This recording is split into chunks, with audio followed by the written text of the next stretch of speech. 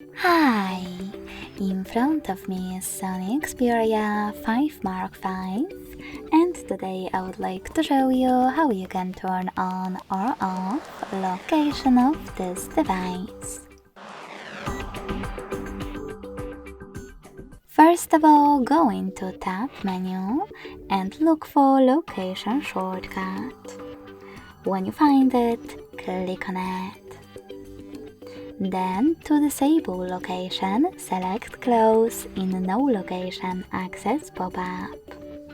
So when I do that and go back, I can see that location of my Sony is off. If you wish to switch it on, tap on the same tile again. You can also go into Devices Settings, scroll all the way down and click on Location section. Then click on this switcher next to Use Location to disable or enable it. Thanks so much for watching. If you enjoyed this video, don't forget to leave a like, comment and subscribe. Bye!